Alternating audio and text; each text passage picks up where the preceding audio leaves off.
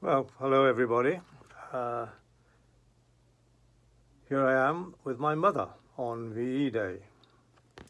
Actually, not quite. This picture was taken about 10 months before, I think, but it's the closest one I have to the occasion.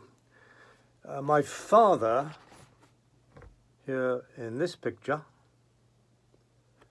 was still on service in Italy in 1945, awaiting demobilisation.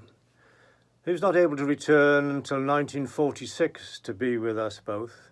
We have somewhere an old armed forces paper plastic gramophone record of him speaking to me from a barracks in southern Italy.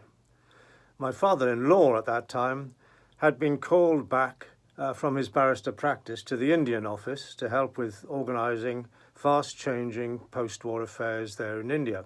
And he, with his wife and children, including my wife Helen, did not return to the family home in the previously Nazi-occupied Channel Island of Jersey for a further 3 years. So, there were, of course, great celebrations on VE Day, great joy at the end of hostilities in Europe, and also the approaching end of the war in the Far East. Yet, much sadness too at those lives lost or seriously damaged in the turmoils of war.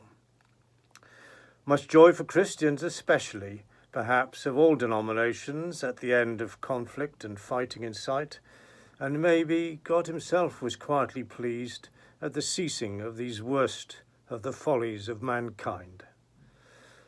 And what did those on service return to? Large-scale unemployment, rationing of food, no fuel for unheated cold houses if they were still standing and not bombed, poor transport, very few able to afford cars, and the petrol was rationed anyway, and a world where it was considered a luxury to even have a radio, a wireless, certainly no TVs or internet. An NHS only just starting up, with often primitive facilities, initially limited in offering equal access to all, as we expect now, and with great shortages in qualified skills and knowledge. So, looking at our situation now in 2020, as our comparatively well-provided for society disintegrates in front of our eyes, it is hard not to draw parallels. In some way, perhaps, we might feel even worse off now, as we may have further to fall, as the pandemic situation develops from, for most, an economy working pretty well, a world generally of good international relations. I know there are some severe exceptions, Syria for obvious example. Good schooling provision, of course, good NHS and social care, private cars ubiquitous, and with household luxuries undreamed of in 1945.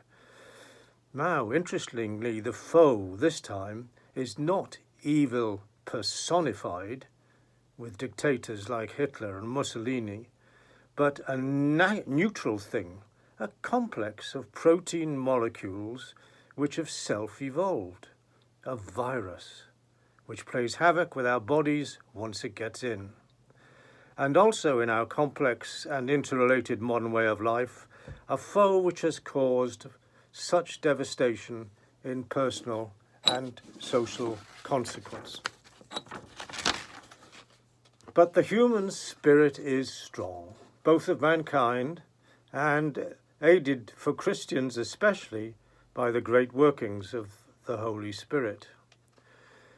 A new normal will emerge one day, but maybe a rather more different one than people yet realise.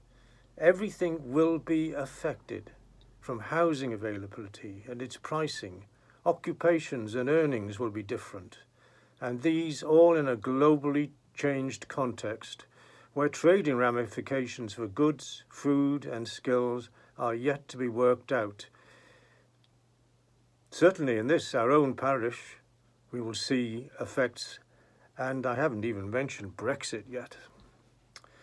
Now, just as back then in 1945, but now in a different way, many of us have families scattered afield, up and down our country, but also all round the world too. Just as then people wanted to get back home or to be able to visit their families or friends both at home and abroad. Then the underlying assumption was that one way or another, visiting within a country or abroad, whether by air, by land or by sea, was possible, albeit a little slow on occasions. Now the assumption is no longer founded, as travelling may prove to be extremely difficult for an unknown and possibly extensive period ahead. Cheap and frequent flights may be gone for quite a while. Large passenger vessel travel by sea is a virus infection risk, as is rail travel. So reconnecting with family and relatives anywhere further afield, let alone the luxury of holidays away from home, may prove to be the rationing of this current age, and expensive even if available. And what will our church life be when participating in our communal worship, or for social events or gatherings, in use of our church buildings, or adopting new technologies, in future liturgies, or parish and diocesan organisation? Well, your guess on all of this is as good as mine. What we can all do is pray. Pray for opportunities to help build a more gentle, kinder, considerate world. A world, dare I say it, of Christian values. This in turn will make it easier to preach the gospel of the living and loving Christ, who is always there for us, to receptive ears. Pray this, and in our day-to-day lives, whatever they become, be looking for opportunities for Christian service and for sharing your thoughts and prayers with all whom you encounter, albeit at 2 meters distant or online. Bye.